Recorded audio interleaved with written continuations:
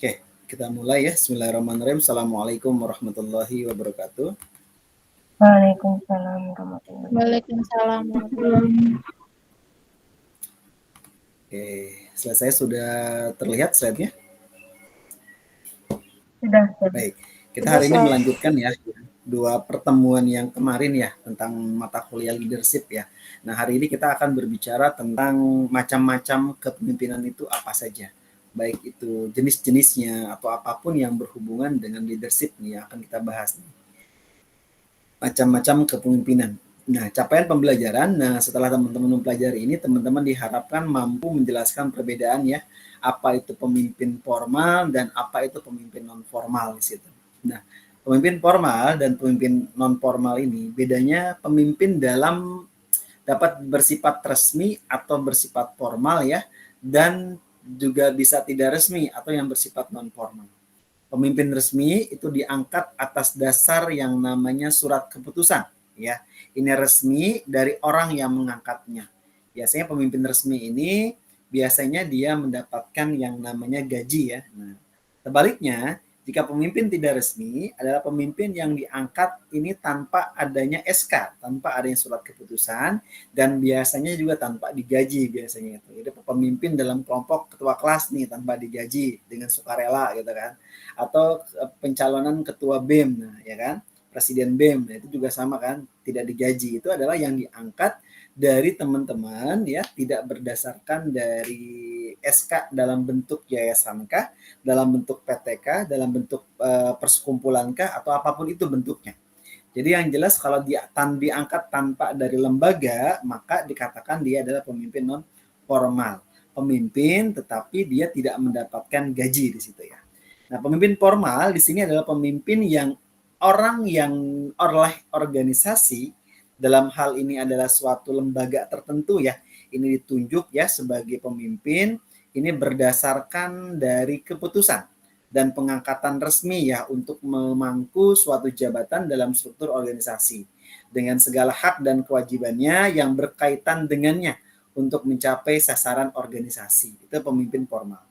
Nah, ini ciri-ciri pemimpin formal. Yang pertama adalah dia berstatus sebagai pemimpin formal selama dia punya masa jabatannya. Biasanya ada dasar legalitas ya dalam formal itu, yang penunjukan pihaknya ini yang berwenang ya, adanya legitimasi di situ. Yang kedua, sebelum pengangkatan dia harus memenuhi beberapa persyaratan formal terlebih dahulu. Yang ketiga, ia diberi dukungan ya oleh organisasi formal untuk menjalankan tugas kewajibannya.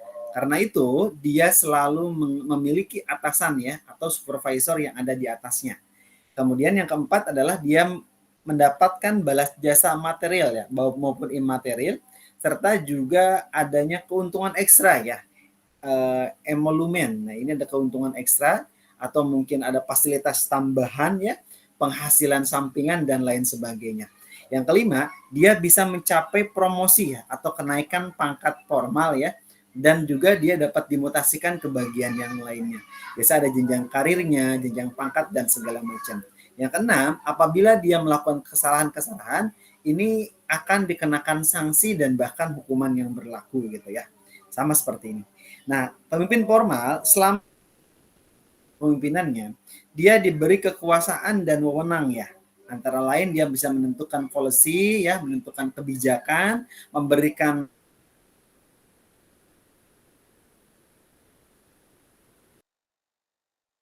bawahannya, kemudian bisa juga melakukan komunikasi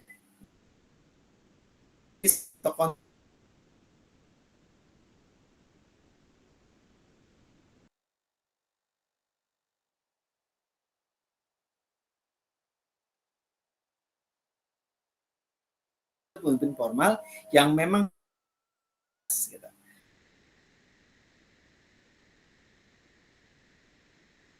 Secara formal sebagai pemimpin, namun karena ia memiliki sejumlah, dia mencapai kedudukan sebagai orang yang mampu mempengaruhi kondisi psikis ya dan perilaku suatu kelompok atau masyarakat. Pemimpin non formal yang pertama cirinya adalah tidak memiliki penunjukan formal atau legitimasi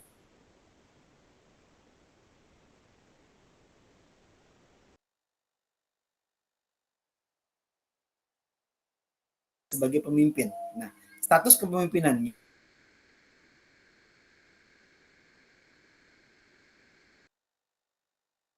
pemimpin. Yang ketiga, dia tidak mendapatkan dukungan ya dari suatu organisasi formal dalam menjalankan tugas kepemimpinannya. Yang keempat, biasanya tidak.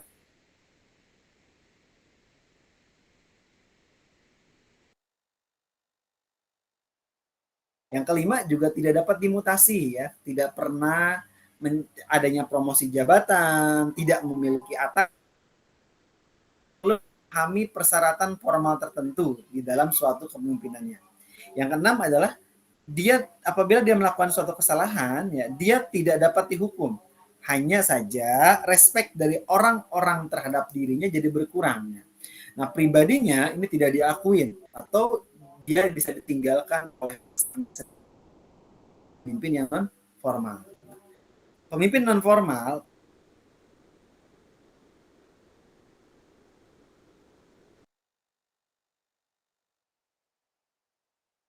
di di tengah masyarakat ya, peranan dalam memberikan pengaruh berupa sugesti, berupa larangan ya, dan dukungan kepada masyarakat luas ya untuk menggerakkan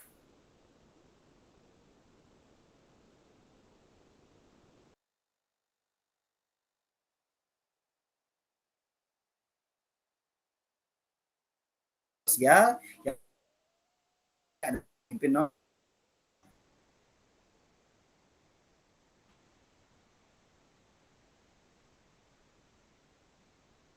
simpul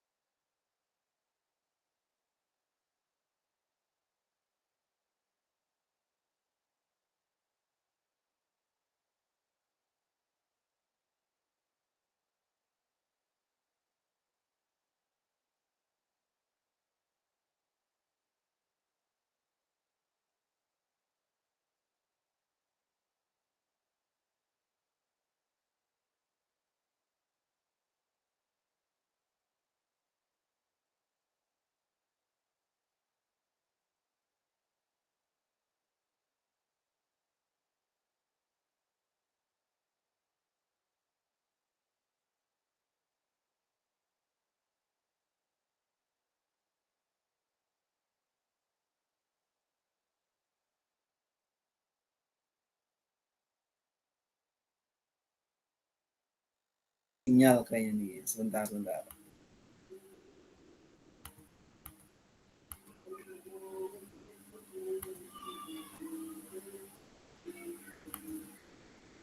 saya lanjutkan, saya ulangi lagi nih. Secara ringkas, ini dapat dinyatakan bahwa baik pemimpin formal maupun pemimpin non formal itu dapat menduduki jabatan kepemimpinannya ya disebabkan oleh beberapa faktor. Yang pertama adanya faktor penunjukan ya dan penetapan dari atasan. Yang kedua adalah karena warisan kedudukan yang berlangsung secara turun-temurun. Yang ketiga karena dipilih oleh pengikut dan para pendukungnya. Yang keempat, karena pengakuan resmi dari bawahannya. Yang kelima, karena kelebihannya memiliki beberapa kualitas pribadi. Karena tuntutan situasi, kondisi, atau kebutuhan zaman. Itu adalah secara ringkas tentang pemimpin formal dan pemimpin non formal di situ. Nah, ini ada pemimpin ya, yang dimana ini pemimpin yang Pak Insinyur Soekarno ini berawal dari suatu yang namanya kepemimpinannya itu dipilih langsung oleh rakyat ya, didelegasikan, kemudian disahkan ya berdasarkan dari negara. Ini pun ada SK-nya ya, ada penunjukannya langsung ya dari MPR ya, dalam hal ini adalah orang-orang yang memang zaman dulu itu memilih ya bahwa Presiden Soekarno dan Hatta ini diangkat sebagai presiden pertama ya dan wakil presiden pertama di Indonesia. Kemudian ada lagi Ibu Megawati ya. Beliau juga adalah presiden wanita pertama ya yang ada di Indonesia. Ini pun dipilih dulunya oleh MPR, kemudian zamannya Bu Mega ini langsung dipilih oleh rakyat ya dengan menggunakan pemilu luber langsung di situ ya. Nah, ini adalah masa-masa kerajaan. Kalau masa-masa kerajaan itu biasanya turun-temurun ya, dari ayahnya yang jadi nanti turun ke anaknya punya cucu turun ke cucu dan sebagainya. Nah, itu adalah pemimpin-pemimpin yang formal, ini pemimpin yang informal ya.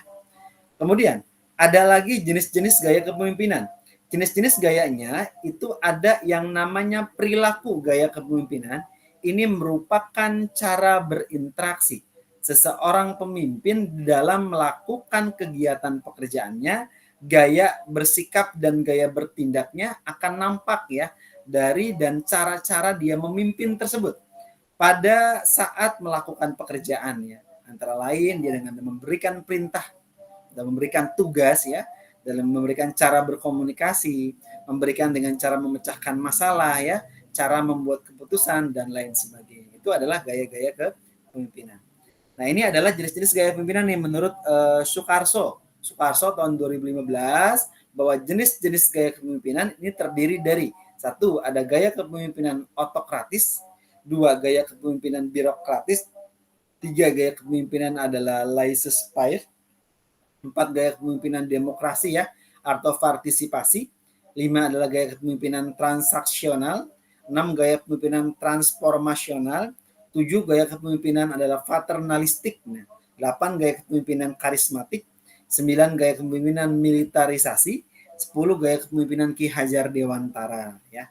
Nah, kepemimpinan demokratis kita bahas satu persatu adalah pemimpin yang membuat keputusan sendiri karena kekuasaannya terpusatkan pada satu orang. Ia memikul yang namanya tanggung jawab dan wewenang penuh. Itu adalah pemimpin yang otokratis. Pada otokratis ini, pemimpin akan menentukan kebijakan sendiri dan mengharapkan orang lain untuk mematuhinya. Akibatnya apa? Akibatnya kepemimpinan gaya ini tidak efektif dalam jangka panjang ya. Contohnya pemimpin otokratis itu adalah seperti Adolf Hitler ya, Ratu Elizabeth ya, ada lagi Genghis Khan. Nah, ini adalah orang-orang yang otoriter, orang-orang yang wewenang dan apapun yang menjadi tanggung jawab dan penuhnya itu harus dituruti kekuasaannya karena dia adalah kepemimpinan otokratis di situ. Yang kedua, ada yang namanya kepemimpinan birokrasi. Pada pemimpinan birokrasi ini, setiap anggota diharuskan untuk mengikuti setiap prosedur serta melaksanakan tanggung jawab secara rutin ya setiap harinya. Hanya saja gaya birokrasi tidak memungkinkan para anggotanya untuk punya inovasi dan berkreasi dan mengutarakan ide-ide. Nah, ini birokrasi. Sesuai ini banyak yang birokrat ya. Kalau birokrat berarti semuanya itu ditanggung sesuai dengan prosedurnya dan tanggung jawabnya tergantung dari birokrasi yang ada. Hal tersebut ini dilaksanakan ya. Semua alur telah diatur dalam susunan prosedur yang wajib dipatuhi oleh semua orang yang ada di sebuah organisasi. Kepemimpinan birokrasi ini umumnya diterapkan oleh perusahaan dan instansi pemerintahan di sini. Contoh, kepemimpinan birokrasi adalah seorang camat. Nah, dia merupakan pemimpin di kecamatannya. Namun, dia berperan sebagai bawahan dari atasannya, yaitu bupati dan sebagainya. Gitu. Nah, ini adalah birokrasi sesuai dengan birokrasinya di situ ya, birokrat. Kemudian selanjutnya ada kepemimpinan laissez-faire. Ini gaya kepemimpinan kendali bebas. Nah, pemimpin ini dia meletakkan tanggung jawab keputusan sepenuhnya kepada para bawahannya. Dan akan sedikit saja, hampir tidak ada sama sekali yang memberikan pengarahan. Tetapi jenis kepemimpinan laissez-faire ini biasanya berdampak pada turunnya ya semangat kinerja tim. Apalagi kalau anggotanya belum cukup matang ya dan untuk melaksanakan tanggung jawabnya, maka bisa menjadi bumerang untuk perusahaan, bahkan juga dapat mengakibatkan kerugian besar dari suatu perusahaan tersebut. Kemudian ada lagi, berikutnya adalah kepemimpinan demokrasi. Kepemimpinan demokrasi di sini berarti adalah kepemimpinan yang berlandaskan pada pemikiran bahwa aktivitas dalam orang akan berjalan lancar ya, mencapai tujuan apabila berbagai masalah yang timbul yang diputuskan bersama antara pimpinan dan anggotanya di situ. Nah, dalam kepemimpinan ini berarti pemimpinan demokratis ini arus komunikasi ini berlangsung secara turun naik. Ya. Kenapa dikatakan turun naik? Sebab pemimpin lebih tertarik pada gagasan orisinil para anggota. Contoh, pemimpin yang menerapkan demokrasi.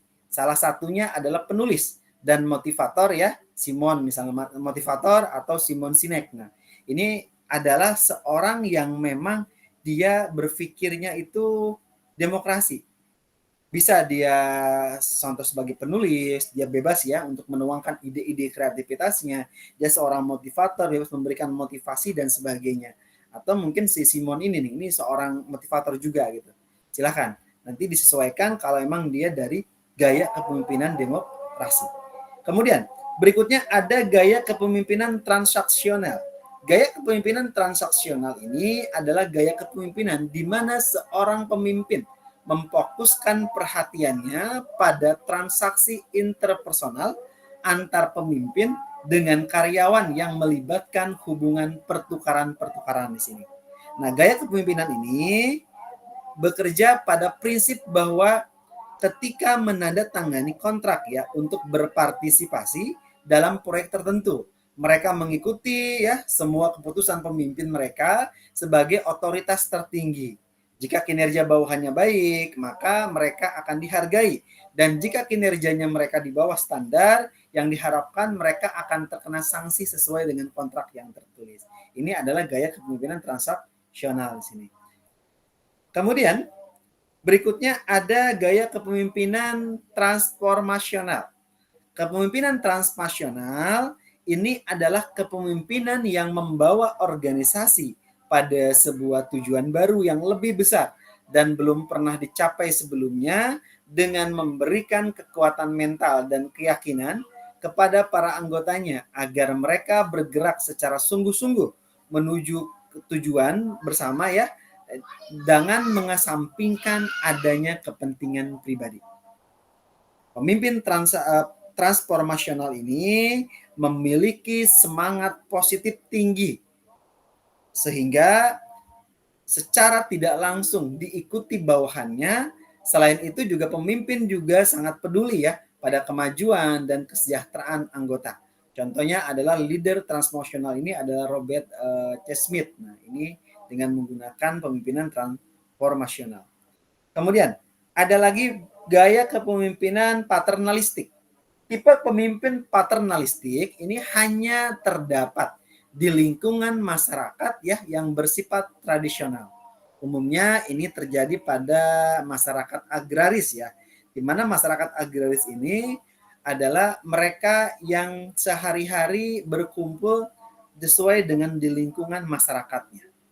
Salah satu ciri utama masyarakat tradisional ini, ia sangat merasa hormat yang tinggi yang ditunjukkan oleh para anggotanya kepada masyarakat ya, kepada orang tua atau seseorang yang dituakan.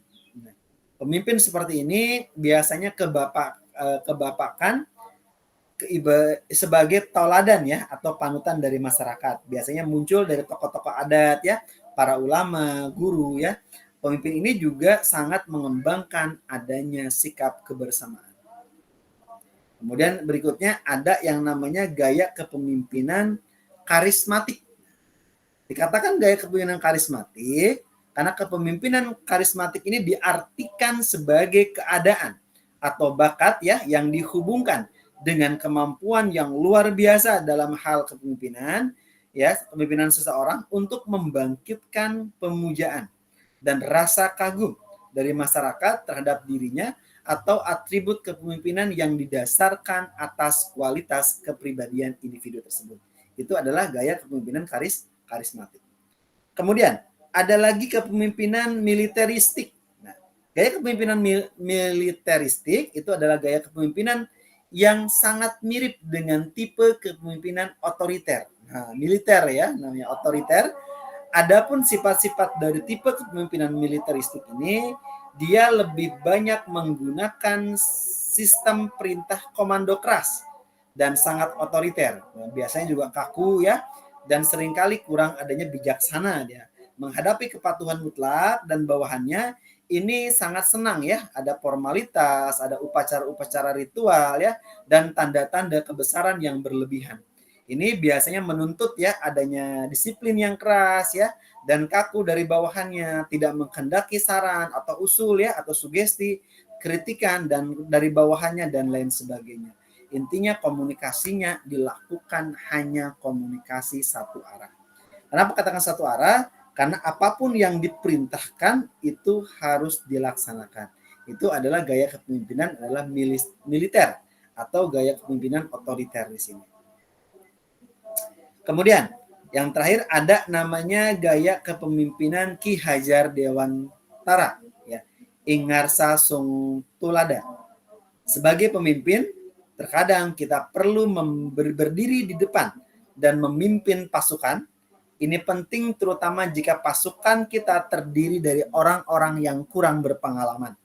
Ingarso Sung Tolodo. Ada lagi Ing Madya Mangunkarso. Nah, artinya apa? Kemauan atau kehendak atau niat terkadang sebagai seorang pemimpin, kita perlu berada di tengah-tengah. Bagaimana membangun pasukan dan berjuang bersama-sama anak buah, diberikan suatu motivasi, diberikan suatu rangkulan, diberikan suatu komando, sehingga pasukan tersebut semangat dan untuk berjuang bersama dengan bawahannya. Kemudian yang ketiga adalah Tuturi Handayani. Berdiri di belakang ya, dia memberikan dorongan dan memberikan ada yang namanya coaching ya. Biarkan mereka bertugas ya, dan tugas-tugas pemimpin ini dia harus bisa mengamati hasil pekerjaan mereka. Ini adalah dari kepemimpinan Ki Hajar Dewantara ya. Ingarso Sung Tolodo, Ing Madya Mangunkarso, Tuturi Handayani. Ini ya yang bisa disampaikan dalam tipe-tipe jenis-jenis pemimpin. Silakan jika ada sharing atau pertanyaan dipersilakan.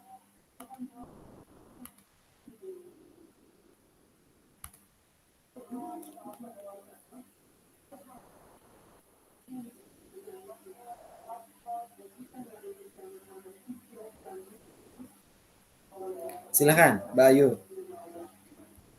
Ya, Pak, saya mau tanya terkait dengan kepemimpinan otoriter ya, Pak. Apakah kepemimpinan otoriter itu bisa efektif dalam situasi atau konteks tertentu, Pak? Dan jika iya, terus apa aja faktor yang menentukan keberhasilan?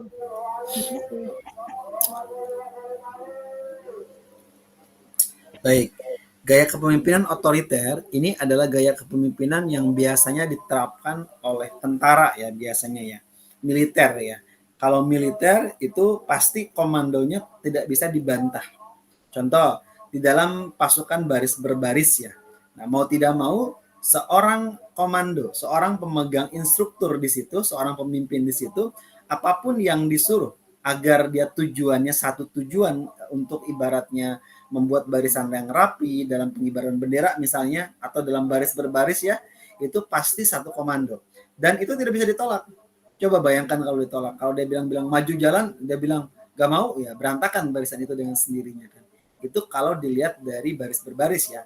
Biasanya kalau di sekolah-sekolah itu kayak kegiatan ekstrakurikuler pramuka ya, kemudian ekstrakurikuler paskibraka ya, kemudian dia masuk ke ranah yang bersifat militer ya, kayak kepolisian, kemudian tentara dan lain sebagainya. Nah, gaya ini biasanya akan terbawa ya dengan orang yang biasanya itu penduduk sipil.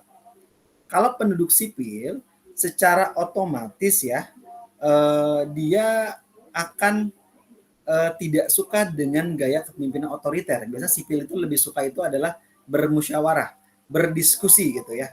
Berdiskusi, bermusyawarah, sehingga dengan adanya berdiskusi, adanya bermusyawarah ini apapun yang direncanakan itu bisa dijadikan sebagai masukan-masukan atau ide-ide ya, inovasi-inovasi baru, sehingga inovasi-inovasi tersebut itu dapat membawakan keuntungan atau dalam hal ini tujuan bersama yang lebih baik ya. Tujuannya seperti itu kalau misalnya untuk yang demokrasi. Tetapi saat ini hampir rata-rata dibutuhkan di dalam suatu kondisi ya. Pemimpin yang namanya otoriter ini tidak bisa kalau misalnya dalam hal memimpin sesuatu hal yang bersifatnya bisa direncanakan dulu. Contoh, ketika misalnya kita sedang hiking gunung. Dan hiking gunung itu sangat tinggi banget ya. Sangat tinggi sekali, dan saking sangat tingginya di situ, maka persediaan makanan dari mereka itu semuanya habis. Misal yang daki gunung itu ada 5 orang. Kemudian 5 orang itu diangkat 1 orang sebagai pemimpin. Ketika diangkat 1 orang sebagai pemimpin, maka dia tidak bisa turun juga karena kondisi kabut yang cukup lebat ya. Kemudian juga pertolongan pun tidak ada, bahan makanan habis, dan dia di situ dalam keadaan yang ibaratnya itu dengan suhu yang sangat dingin gitu. Ada beberapa di situ 5 orang itu, semua itu makin lama makanan mereka habis dan mereka tidak bisa makan di situ. Apa yang terjadi jika dari waktu ke waktu, 1 hari terlewati, 2 hari, kemudian ada yang tidak bisa terselamatkan, akhirnya meninggal, akhirnya mati. Kemudian dengan sendirinya orang-orang yang masih tersisa misalnya ada 4 orang berarti, 1 orang mati. Kemudian di hari berikutnya 2 hari, 3 hari belum ada pertolongan juga. Di hari yang ketiga 1 teman lagi mati lagi temannya. Ada tinggal 3 orang yang masih hidup. Nah, bagaimana seorang pemimpin di dalam keadaan yang sangat genting tersebut ya, dia untuk bisa menyelamatkan teman-temannya yang masih hidup agar mereka terselamatkan. Ada yang mau ngasih itu nggak? Ngasih pendapat atau apa?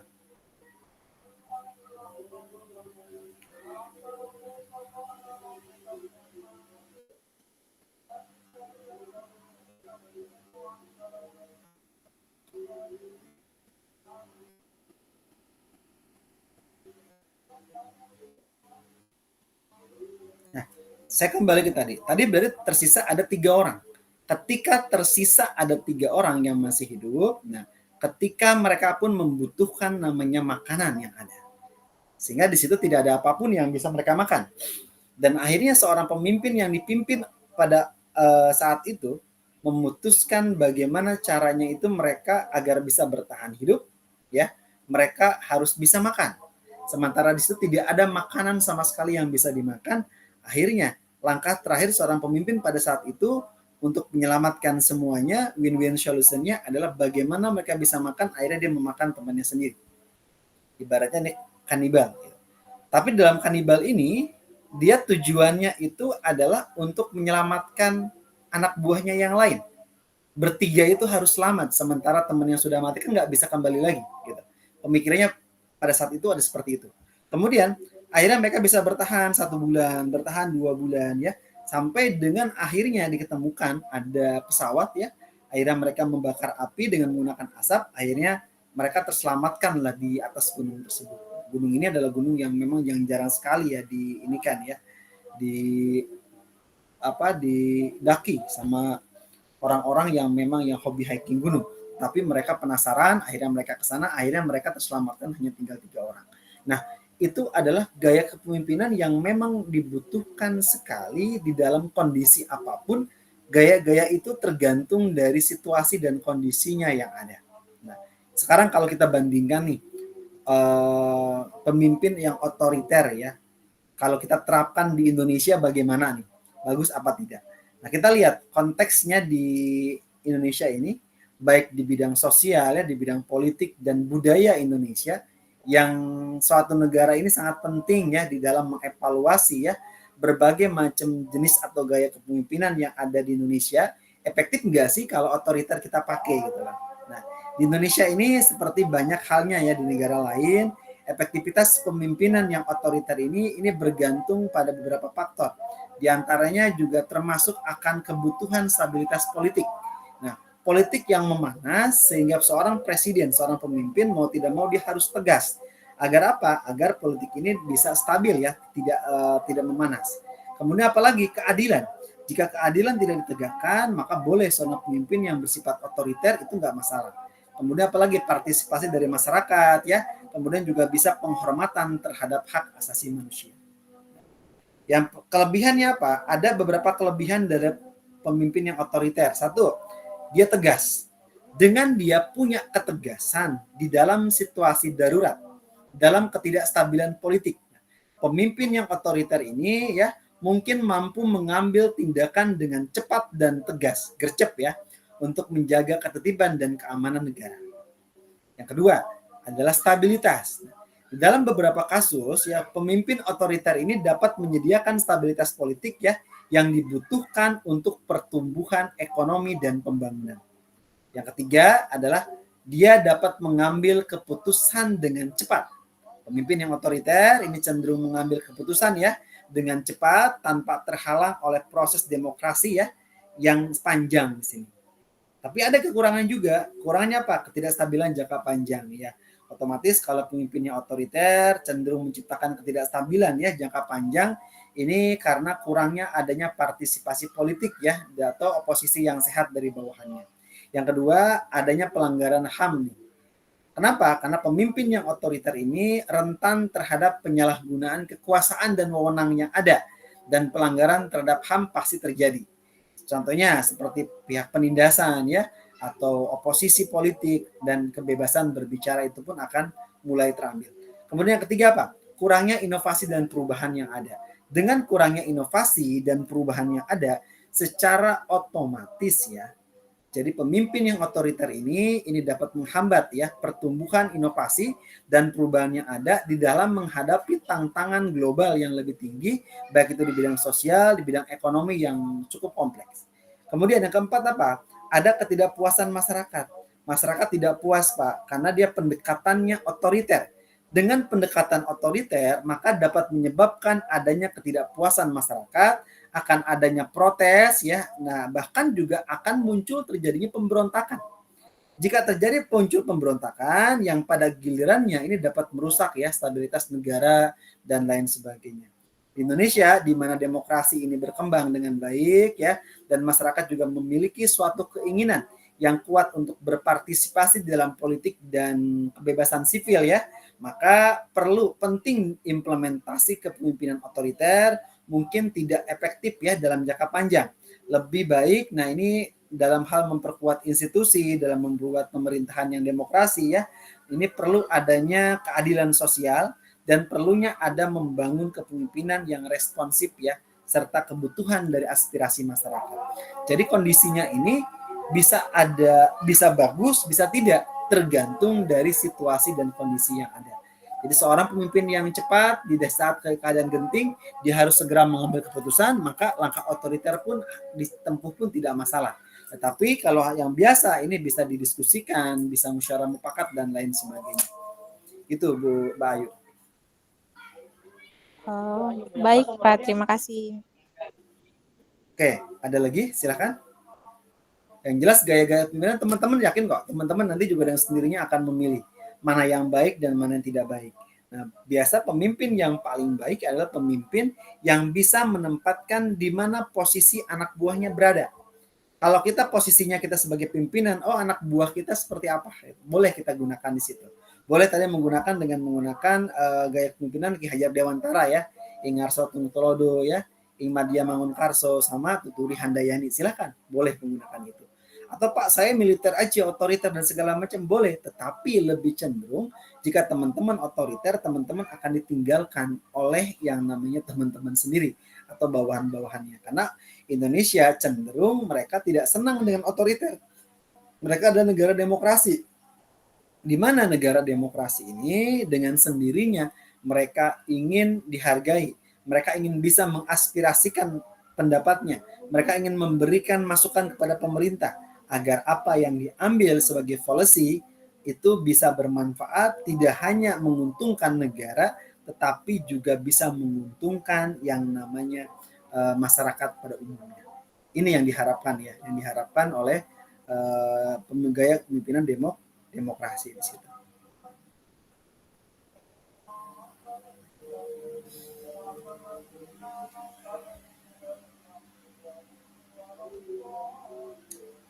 Oke, ada lagi?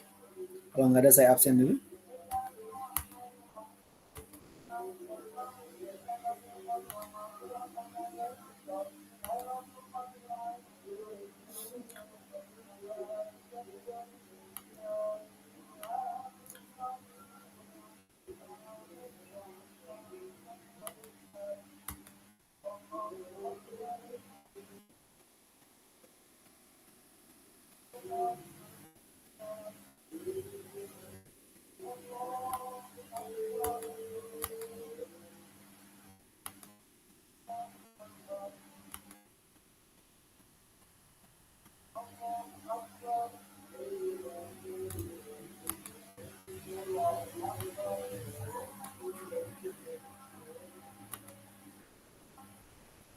Dari judulnya apa? Macam-macam kepemimpinan. Ini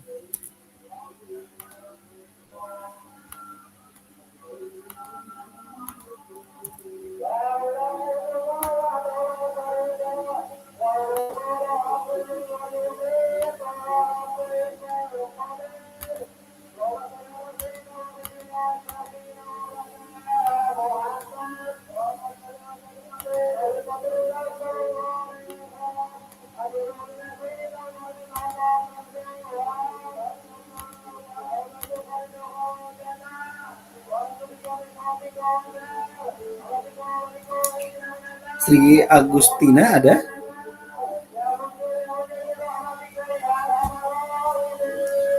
Jessica ada? Hadir, Sir. Cahya Happy? Davina? Sari Abdahra? Orbit. Orbit semua ya? Berarti yang nggak orbit itu ini ada 5 orang ya? Ada 5 orang, berarti yang tidak ikut orbit. Tia, Fitri. Siapa? Yang nggak ikut orbit, ya, Tia, Nur Hasana ya? Terus? Hadir, Sir. Fitriana. Terus? Ayu Azhari. Ya, yang lainnya kan orbit. Ikut orbit ya? Iya, benar. 1, 2, 3, 4 orang. Itu Sri ada, Sir. Kak Tina ada. Siapa? Ada. Sri Tina. Sri Agustina. Sri Agustina ini. Oke. Ya, Sir. Oke. Nanti teman-temannya yang orbit itu otomatis nanti hadir. Nanti saya menunggu surat dari Pak Nirwan dulu. Karena dia punya tugas ya. Tugasnya itu sama dengan ini, hampir kuliah juga selama 6 bulan. Nah, itu dengan LLT. Jadi nanti ada 3 mata kuliah yang bisa dikonversikan ya. Jadi salah satunya leadership, nanti ada entrepreneurship, ada juga nanti yang berhubungan dengan mata kuliah yang memang sudah dipilihkan ya. American Culture Studies. Nah, ini sama nih. Nanti ada yang leadership juga sama, teman-teman yang mengambil desain juga sama tuh, desain, kemudian yang teaching. Nah, itu tergantung dari jurusannya ya, yang teman-teman ambil di situ. Nah, itu masing-masing ya, nggak masalah sih. Karena itu kan kebijakan dan teman-teman pun sama, dia masih mengikuti perkuliahan. Nah, sampai dengan bedanya mereka di program MBKM kan gitu. Nah, kemudian minggu ini adalah minggu terakhir untuk liburan Lebaran dan liburan akhir puasa ya, sama Lebaran ya, liburan Idul Fitri ya. Jadi nanti masuk kembali itu minggu depan tuh udah mulai libur, tanggal 8 Senin tuh udah mulai libur, mahasiswa full 1 minggu libur, kemudian ditambah lagi yang mau pulang kampung mangga pulang kampung. Karena nanti kita masuk kembali tanggal 22 April ya, 22 April tahun 2024. Nah, jadi ada 5 hari, ada kurang lebih 1 minggu lebih ya, atau libur lebih. Nah, teman-teman silahkan ya diguna manfaatnya. Makanya perkuliahannya nanti kita ada lagi setelah 2 minggu ke depan gitu. Jadi teman-teman nggak berfokus kuliah dulu, liburan dulu ya. Minal aidin wal faizin ya, taqabbalallahu minna wa minkum ya, siyamana wa siyamakum. Saya ngucapin duluan ya, karena nanti ketemu lagi setelah lebaran ya. Minal aidin wal faizin ya. Mohon maaf lahir dan batin. Oke, ada lagi sesi pertanyaan atau kita cukupkan? Silahkan.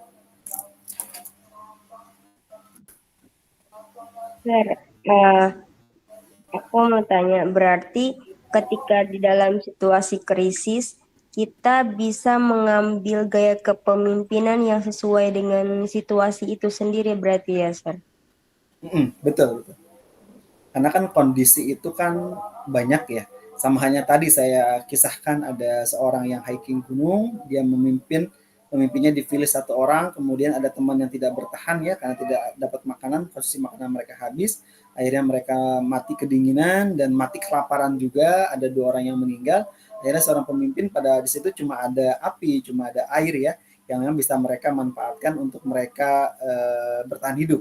Akhirnya seorang pemimpin pada waktu itu dia memberikan instruksi kepada anak buahnya, ya sudah kalau gitu kita bakar aja, kita makan untuk keselamatan dari mereka agar mereka bisa bertahan hidup. Nah, itu juga hal-hal yang memang bersifat gaya kepemimpinan yang ibaratnya cepat ya dalam pengambilan keputusan, tetapi juga dia harus bisa mengambil resiko dan kondisi dimanapun itu ada gitu ya dengan sendirinya.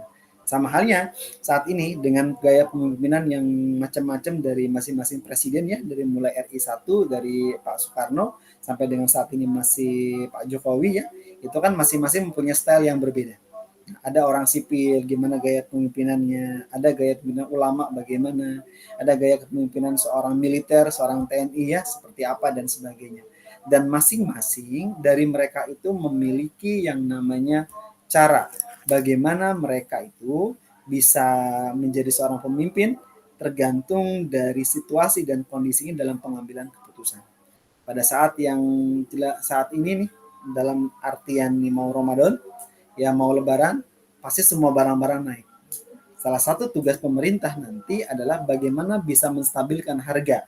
Apakah dengan menambah impor, apakah mereka dengan menekan harga dan segala macam, agar harga tidak terlalu melampaui tinggi gitu. Kalau naik otomatis ya karena lebaran ya, karena setahun sekali gitu akan terjadi.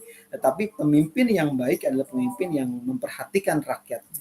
Karena Indonesia apalagi adalah negara demokrasi yang mana pemimpin itu ya dipilih oleh rakyat ya, kemudian dijadikan jadi pemimpin oleh rakyat ya, kemudian juga harus bisa mesejahterakan rakyatnya dengan sendirinya.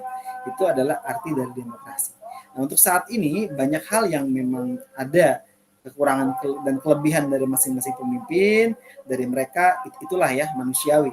Karena satu sama lain kita tidak bisa melihat dari sisi baiknya mana, sisi kurangnya yang mana. Semua pemimpin pasti ada kelebihan, ada kelemahan, dan ada kekurangan yang ada.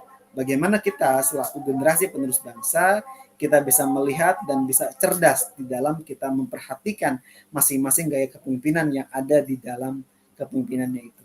Apa yang terbaik dan apa yang menjadi yang terbaik ya silakan. Itu kembali ke masing-masing dari kita. Yang jelas, semoga kita menjadi seorang generasi penerus bangsa yang memiliki jiwa kepemimpinan, minimal seorang ibu ya, seorang perempuan itu mau tidak mau akan jadi seorang pemimpin ya buat anaknya. Karena bagaimanapun Anda adalah garda terdepan nih bagaimana untuk bisa menjadikan anak generasi penerus bangsa yang lebih hebat, yang lebih kuat dan lebih pintar dan cerdas ya di tangan perempuan-perempuan hebat ya. Karena perempuan ini secara otomatis walaupun Anda hanya mengurusi seorang anak itu akan menjadi penerus bangsa, akan menjadi pemimpin di masa depan dan bahkan bisa paling berharga di situ. Atau Anda jadi seorang pemimpin di perusahaan Anda, di tempat kerja Anda, bahkan Anda punya perusahaan sendiri, atau Anda jadi seorang pemimpin pemerintahan dan sebagainya, silahkan. Semua berhak untuk menjadi pemimpin. Yang jelas, apa yang terbaik yang saat ini kita lihat, kita pasti punya idola, kita pasti punya panutan.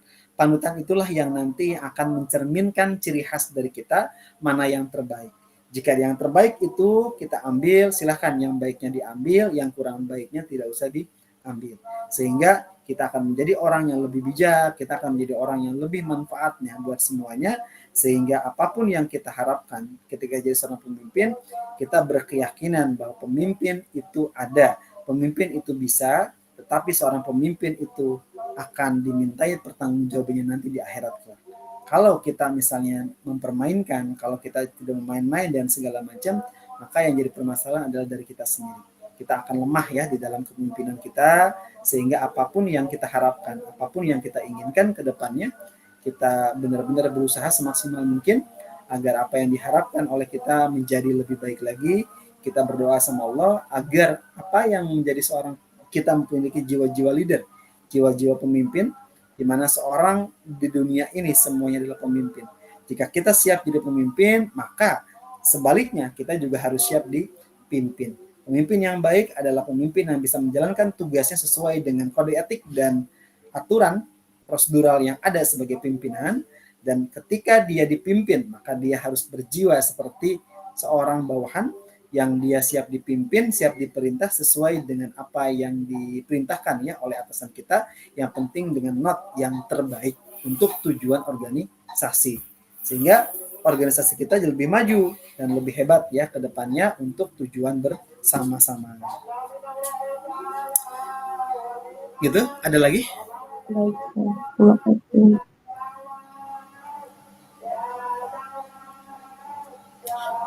Baik ya, kalau tidak ada kita masih ada. Fitriana silakan.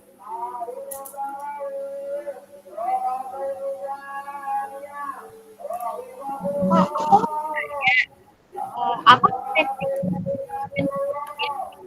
gaya pemimpin ini di tempat kerja yang kultural atau beragam? Sebentar. Suaranya belum jelas. Gimana tadi? Soalnya tadi pas ada yang ini ya di masjid, jadi suaranya berbarengan. Sok diminta diulangi pertanyaannya. Oh baik. Tadi aku nanya apa potensi keuntungan dan kerugian dari penerapan gaya kepemimpinan paternalistik di tempat kerja yang multikultural atau beragam? Gaya kepemimpinan? Tadi gaya kepemimpinan apa? Paternalistik kata Fitri. Paternalistik ya. Paternal itu kan hubungannya dengan ini ya. Dan dia lebih jarang ya kalau misalnya paternalistik ini ya, di mana tipenya ini biasanya tergantung dari daerah sekitar penokohan adat ulama yang ada. Misalnya kan ada tuh suku Baduy ya, Baduy dalam, Baduy luar. Nah, biasa mereka masih penokohan tuh. Masih percaya banget dengan tradisi-tradisinya itu, dan secara otomatis ya apa yang memang yang dia ini kan adalah sebagai panutan, sebagai tauladan mereka gitu. Dan mereka tidak akan menyalahi budaya leluhur yang ada gitu. Nah, ini masih terjadi, masih ada, tetapi kalau diterapkan di lingkungan perusahaan, di lingkungan sekolah, di lingkungan universitas, atau di lingkungan teman-teman saat ini ada gitu, di memang mayoritas sudah modernisasi, kayaknya ini akan agak lebih kurang ya. Karena cenderung ini biasanya masyarakat-masyarakat yang tradisional ya, masyarakat-masyarakat yang agraris gitu ya, sehingga mereka belum kenal dengan namanya IT, belum kenal dengan namanya digitalisasi. Nah, sehingga kalau mereka belum kenal dengan namanya IT, digitalisasi, maka secara otomatis ya dari mereka ini ya masih ini banget gitu loh, masih benar-benar ibaratnya tradisional banget gitu ya. Dan mereka di sana seorang tokoh atau seorang yang dituakan, namanya Pak Tua, yang dituakan di sana, itu secara otomatis mereka benar-benar tuh apapun yang dikatakan oleh ketua itu akan diturutin sama mereka. Karena biasanya turun-temurun ya, ada namanya adat istiadat yang tidak bisa ditinggalkan dan segala macam. Ini yang menyebabkan adanya perubahan-perubahan, ini yang menyebabkan adanya yang namanya hal-hal yang bersifat hal-hal yang bersifat budaya yang melekat di dalam dirinya. Makanya berat, makanya orang-orang yang di ini biasanya mereka nggak mau ya suku Dayak gitu, mereka pasti nyaman dengan budayanya mereka. Bahkan kan kalau di suku Baduy aja, kalau misalnya mereka di Baduy dalam, itu mereka tidak boleh internet itu masuk ke dalam lingkungan mereka. Sehingga kita kalau sudah sampai di tempatnya, kita tidak akan kesulitan tuh untuk mendapatkan sinyal. Karena di sana tidak boleh didirikan tower dan segala macam. Mereka tetap menjaga kelestarian lingkungan, kelestarian budaya yang ada, percaya sama hal-hal yang berbau leluhur dan segala macam, yang itu menjadi tuannya mereka, itu yang menjadi panutannya mereka, itu yang menjadi kebudayaan, budaya itu yang memang melekat kuat dalam diri mereka. Itu yang namanya paternalistik ya. Jadi kalau di umum yang orang-orang modern ini nggak bisa kita laksanakan. Gitu Mbak.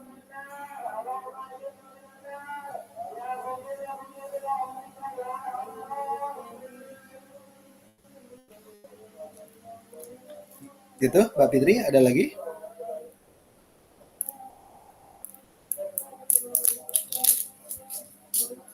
Nggak ada, Sir. Terima kasih.